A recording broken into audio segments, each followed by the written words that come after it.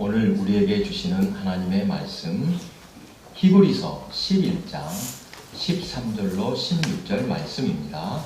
신약 365페이지에 있습니다. 히브리서 11장 13절부터 16절 제가 읽겠습니다. 이 사람들은 다 믿음을 따라 죽었으며 약속을 받지 못하였으되 그것들을 멀리서 보고 환영하며 또 땅에서는 외국인과 나그네임을 증언하였으니 그들이 이같이 말하는 것은 자기들이 본향 찾는 자임을 나타냄이라. 그들이 나온 바 본향을 생각하였더라면 돌아갈 기회가 있었으려니와 그들이 이제는 더 나은 본향을 사모하니 곧 하늘에 있는 것이라. 이러므로 하나님이 그들의 하나님이라 일컬음 받으심을 부끄러워하지 아니하시고 그들을 위하여 환성을 예비하셨느니라. 아멘. 반갑습니다. 반가운 얼굴들이 많이 있는데 이따가 보도록 하고 또 우리 인사 나눕니다. 보고 싶었습니다. 보고 싶었습니다. 사랑합니다. 우리는 한 가족입니다. 내일 모레 설이니까 새해 복 많이 받으세요. 새해 복 많이 받으세요. 복을 많이 지으세요. 네, 감사합니다. 설 명절을 맞아 고향을 방문하신 여러분 진심으로 환영합니다.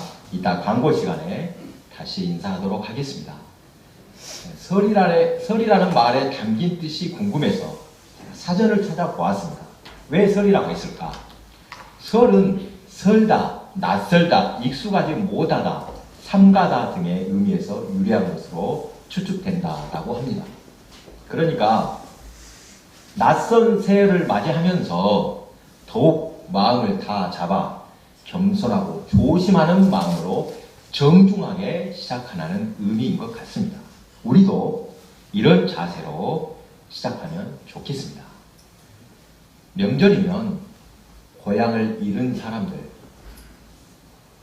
고향에 갈 수 없는 사람들이 더욱 애처롭게 보입니다. 특히 이 북녘 땅을 바라보며 망향단에서 차례를 지내는 이산 가족들 마음 얼마나 아플까. 여러분 방송에서 보면 그런 걸 느끼셨을 것입니다. 지난 늦가을에 우리 여전도의 어르신들을 모시고 어디 갔죠?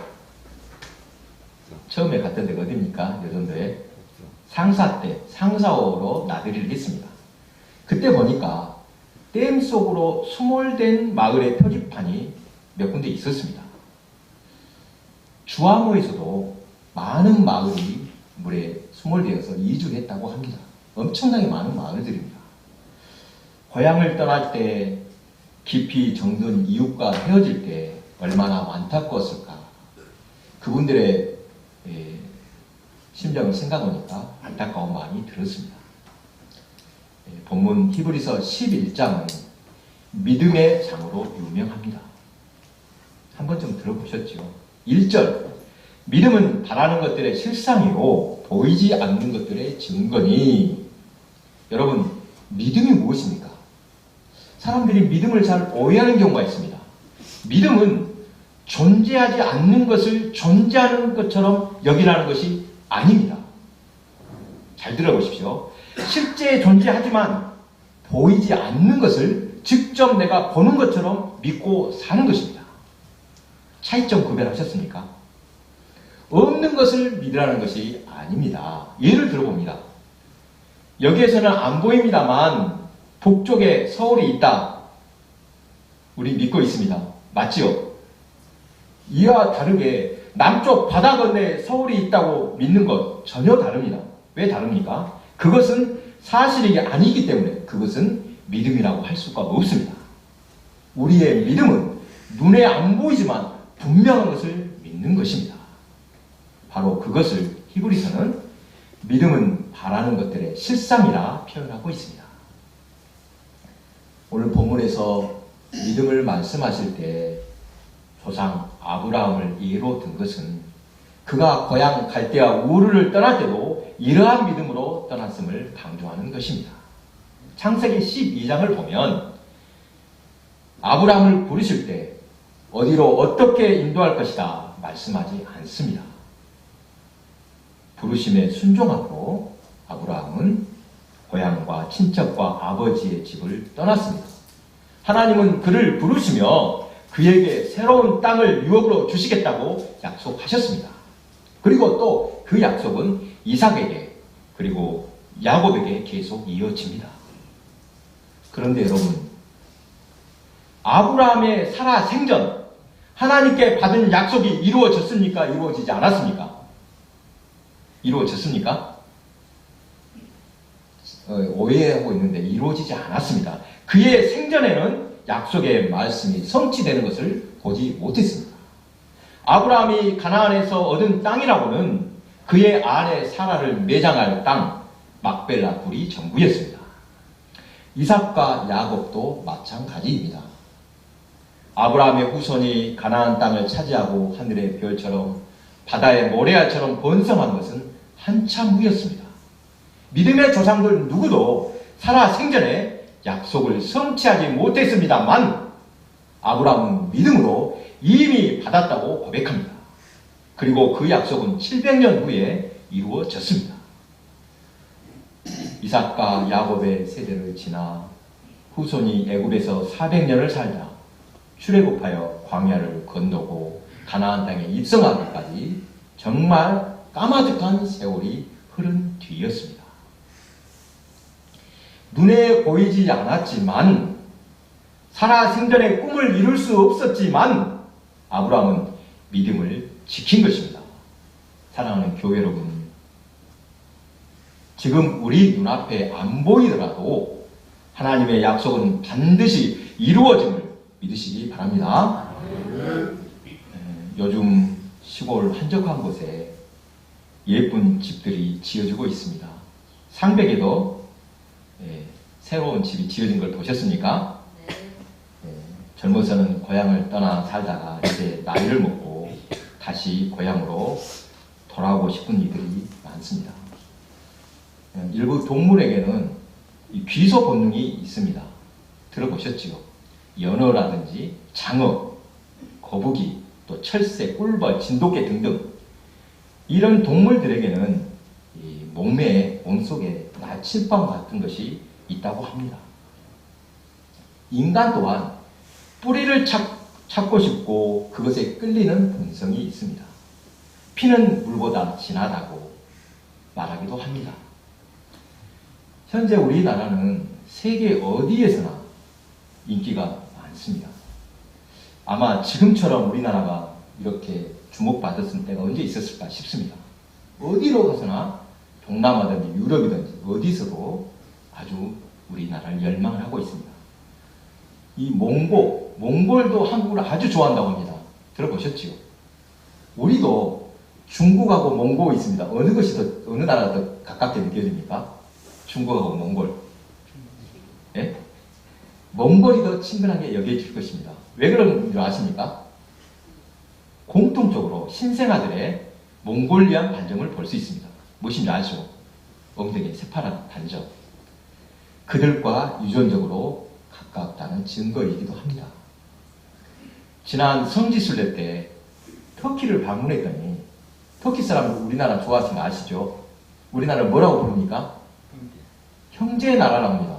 여러분 왜 형제의 나라라고 하는지 알고 계십니까? 이거 잘 모르는 분이 많이 있습니다.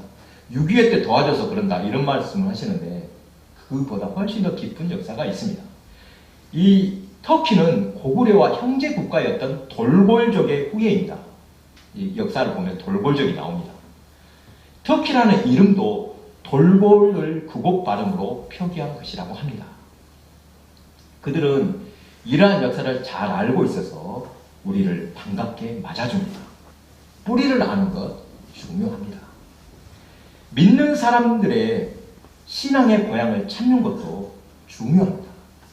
성경은 그 고향을 뭐라고 부릅니까? 본향이라고 부릅니다. 본문의 본향은 진짜 고향을 말합니다. 세상에 살더라도 꼭 돌아가야 할 곳. 이것이 본향입니다. 아브라함을 비롯한 믿음의 조상들은 더 나은 본향을 사모했다고 합니다. 본문에서 두 가지가 나옵니다. 나온 바 고향과 또 더 나은 본향을 비교해서 말씀하고 있습니다.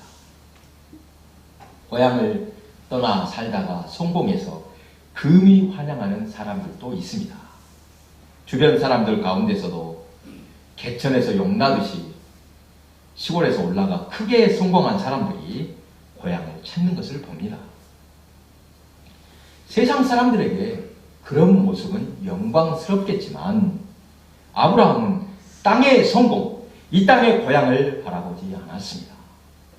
하나님이 약속하신 본향, 하늘의 고향, 즉 천국을 사모했던 것입니다. 아직 한 평의 땅도 없지만 약속을 믿은 것입니다. 천국을 본 적은 없지만 하나님의 말씀을 믿고 천국을 사모한 것이라 말할 수 있습니다. 하나님은 그러한 믿음을 기뻐하심을 믿으시기 바랍니다. 사랑하는 교회 여러분, 성경에서는 천지 만물과 인간의 창조를 기록하고 있습니다.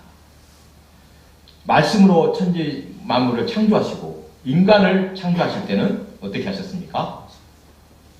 흙으로 빚으시고 그걸로 끝났습니까? 그 코에 생기를 넣으시니 생명이 되었다 말씀합니다. 단순한 육신, 고깃덩어리가 아니라 영의 사람인 것입니다. 그런데 영과 육이 함께 있지만 언젠가는 분리가 됩니다. 그때가 언제입니까? 이 땅에서 육신의 생명이 다할 때 영과 육이 분리되는 것입니다. 흙에서 왔으니 육신은 다시 흙으로 돌아가고 하나님이 불어넣어주신 영은 하늘로 돌아갑니다. 여러분 이것을 믿으시기 바랍니다. 본문에 나그네라는 말이 나오는데 참으로 이 땅의 인생이란 나그네의 삶인 것을 기억하시기 바랍니다. 그렇다면 이 나그네 인생을 어떻게 살아야 잘 사는 것일까? 두 가지로 살펴봅니다. 먼저 나온 바 고향이 아닌 더 나은 본향을 바라보며 살아야 합니다. 아브라함의 고향 갈대아 우르가 어떤 땅인지 성경에는 자세한 설명이 없습니다만 그곳은 우상이 가득한 곳으로 알려져 있습니다. 하나님께서 부르신 이유가 무엇인지 간접적으로 알 수 있다는 것입니다. 하나님께서 이스라엘 백성을 애굽에서 불러내실 때 모세가 바로 앞에서 하는 말이 있습니다. 출애굽기 5장 1절 중반 부분입니다. 이스라엘 하나님 여호와께서 이렇게 말씀하시기를 내 백성을 보내라. 그러면 그들이 광야에서 내 앞에 절기를 지킬 것이냐 하셨나이다. 택하신 거룩한 백성으로서 죄악된 세상에 묻혀 살 때 하나님께서 안타깝게 바라보신 것입니다.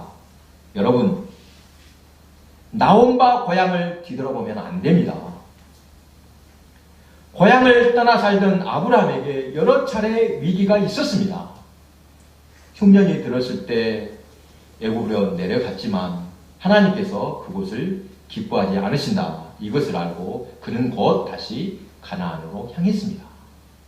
또도는 나그네의 삶에 지치고 외로울 때 갈대아 우르가 아니라 더 나은 본향, 약속의 땅 가나안을 향했던 것입니다. 결코 이 땅에 아쉬움을 두고 뒤돌아보면 안 됩니다. 아브라함은 땅의 것에 관심 두지 않았습니다. 그러나 그의 조카 롯은 땅의 것에 집착하여 소돔으로 갔다가 하나님께서 그 소돔을 멸하실 때 롯은 그곳을 떠나야 했습니다. 그때 롯의 아내는 뒤를 돌아보다가 소금 기둥이 되었습니다. 출애굽한 이스라엘 백성들이 광야에서 원망하여 다시 애굽으로 돌아가자고 할 때 하나님은 진노하셨습니다. 그들은 애굽 땅에서 고기 가마 곁에 앉아 있던 때와 떡을 배불리 먹던 때를 생각하며 불평하고 원망했습니다. 이스라엘 자손은 나온 바 고향인 애굽을 생각했습니다.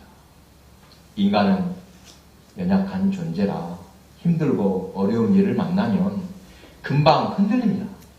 주신 약속을 금방 잊어버리고 환경을 따라 세상과 타협하고 맙니다.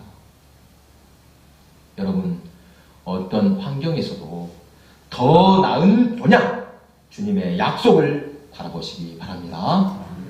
다음으로 본향에 이르는 모든 여정을 주님과 동행하면서 은혜와 기쁨으로 채우시기 바랍니다. 제가 청년 시절 예수님을 인격적으로 만났을 때 일생에서 가장 행복했던 순간이 그 순간이었습니다. 그때가 지금도 생생합니다. 은혜 받기 전에는 그냥 지나쳤던 풍경이었습니다. 그런데 그 풍경이, 똑같은 풍경이 한순간에 바뀌었습니다. 하늘의 해가 어쩌면 그렇게도 밝고 아름다운지 내가 예전엔 왜 몰랐을까? 나뭇잎 사이로 하늘거리는 이 바람이 손에 잡히는 듯 했습니다. 그리고 길가의 풀들조차도 반짝반짝 빛나는 보석과 같았습니다. 세상이 바뀐 것은 하나도 없습니다. 세상은 그대로인데 내 안에 은혜가 충만하니 온 세상이 새롭게 보이는 것입니다. 거듭남이 바로 이것인 줄 믿습니다. 환경은 변하지 않더라도 우리의 영혼이 변화되니까 세상이 온통 새롭게 변화되었다는 것입니다. 찬송가 중에 예수를 나의 구주 삼고 몇 장입니까? 옛날에 350 몇 장이에요. 지금은요 288장이죠. 3절에 저는 찬송 부르다 은혜를 받았습니다. 찬송가 228장 3절에 주 안에 기쁨 누림으로 마음의 풍랑이 잔잔하니 세상과 나는 강고덥고 구속한 중앙 보이도다. 제가 얼마나 은혜가 돼서 펑펑 눈물이 쏟아졌습니다. 사랑하는 교회 여러분, 주님과 동행하는 우리의 인생이 얼마나 신비롭고 놀라운지 모릅니다. 성도는 이러한 감격으로 살아야 합니다.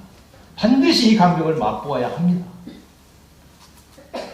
지난주 한 유튜브를 보다가 여러분 박효진 장로님 들어보셨습니까? 이 박효진 장로님 간증 중에 흥미로운 이야기를 들었습니다. 이 박효진 장로님은 교도관으로 교도소에서 많은 죄수들에게 복음을 전했습니다. 그리고 특히 사형수에게 예수를 전하여서 그들이 구원받고 두려움 없이 사형장에 들어가시 하신 분으로 아주 유명한 분입니다. 이 박 장로님이 평소에 인연이 있는 한 장의사와 대화를 하는데 그 장의사가 말하기를 영을 할 때 보면 이 사람이 믿는 사람인지 불신자인지 금방 알 수 있다고 말합니다. 왜 그런지 아시겠죠? 믿는 사람은 죽어서도 밝은 얼굴로, 어떤 사람은 윤기마저 흐른다고 합니다. 그런데 불신자들은 한결같이 대체로 다 검붉은 얼굴에 찡그려서 험악한 얼굴이라고 합니다. 이건 지어낸 이야기가 아닙니다. 왜 그러겠습니까? 마지막 순간에 기쁨과 한이에 찬 사람과 두려워서 발버둥 치는 사람으로 갈려졌기 때문일 것이라고 합니다.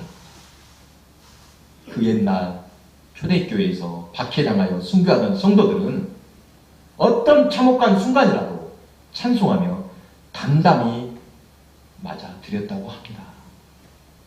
스데반이 순교할 때 예수님께서 그를 맞으려고 하늘 보좌에서 일어나신 것을 보고 외쳤던 것처럼 순교하는 순간 천국을 보았음을 믿으시기 바랍니다. 아멘. 이렇게 되니까 두려움이 없어지고 찬양하며 맞아들일 수 있는 것입니다. 여러분에게 예수를 믿는 가장 큰 보람, 신앙의 보람이 무엇입니까? 이렇게 묻는다면 뭐라고 답하시겠습니까? 무엇보다 구원의 기쁨으로 사는 것입니다. 예수께서 사망 권세를 이기신 것처럼 우리도 죽음을 이겼음을 믿으시기 바랍니다. 주님의 부활을 따라 우리도 부활의 영광에 참여했음을 믿으시기 바랍니다. 세상에 누구도 극복하지 못할 죽음인데 이를 해결했으니 이보다 더 크고 기쁜 일이 어디 어디에 있겠습니까? 죽음을 이겼다는 것이 육신의 몸이 늙거나 병들지 않고 이 땅에서 영원히 사는 것 아니다. 이 정도는 우리도 잘 알고 있지요. 혹시라도 아니다. 영원히 죽지 않고 병들지 않고 살 수 있다. 이렇게 말하면 이건 사입이고 사기입니다. 어쩔 수 없이 몸은 늙어지고 병들고 약해질 수밖에 없지만 우리의 영혼만큼은 영원 무궁하다는 것을 우리는 믿고 있습니다. 요즘 특별히 신경 써서 신방하는 분들이 있습니다. 또 연로하시고 몸이 불편하셔서 출석하지 못하는 분들을 찾아뵙고 있는데 갈 때마다 꼭 이렇게 말씀하시는 분이 있습니다. 한 번도 안 빼먹고 꼭 이렇게 말씀하십니다. 목사님, 마지막에 나 예수님 잊어버리고 믿음 저버리면 어쩝니까? 이거 걱정입니다. 누가 말씀하실지 대충 아시겠죠? 이럴 때는 제가 꼭 이렇게 대답해 드립니다. 누구라고 말하기 참 그래. 걱정하지 마세요. 하나님께서는 분명 좋은 것으로 예비하셨음을 믿습니다. 그동안 기도와 헌신, 선행 다 하나님 잊지 않고 기억하고 계십니다. 걱정하지 마세요. 라고 제가 위로해 드리고 있습니다.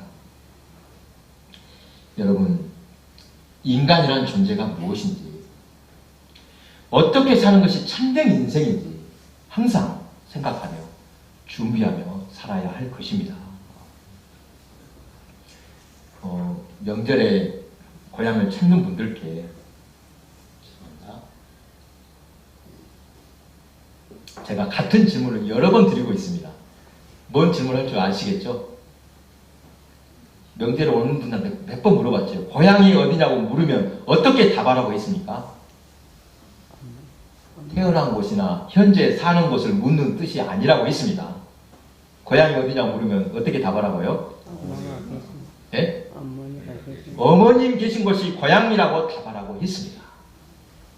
그러면 부모님이 일찍 떠나셨다면 선산이 있는 곳이라도 마음의 고향으로 생각할 것입니다. 요즘에는 코로나로 인해 명절이 명절 같지가 않아서 우울하기도 합니다만 보통 때 설이나 추석에는 민족의 대이동이라고 표현할 정도로 많은 사람이 고향을 찾습니다. 저도 예전에 경기도에서 잠깐 살 때 명절에 한번 내려가자면 얼마나 힘든지, 특히 연휴가 짧을 때는 정말 더 길이 막혔었습니다. 그렇게 멀고 힘들더라도 고향을 잊지 않고 찾는 이유, 앞서 말했듯이 어머니와 그리고 또 따뜻하게 나를 반겨줄 사람들이 있기 때문입니다. 고향에서 자신의 근본을 찾고 싶은 것입니다. 본문 16절입니다. 그들이 이제는 더 나은 본향을 사모하니 곧 하늘에 있는 것이라. 이러므로 하나님이 그들의 하나님이라 일컬음 받으심을 부끄러우지 아니하시고 그들을 위하여 한 성을 예비하셨느니라. 아멘. 사랑하는 교회 여러분, 우리에게는 더 나은 본향, 돌아갈 본향이 있음을 믿으시고 언제나 힘들고 외로울 때도 객지에 나가 있을 때도 내게는 고향이 있고 돌아갈 본향이 있다. 이 말씀을 믿음으로 위로를 얻고 마음의 평화를 누리시기 바랍니다.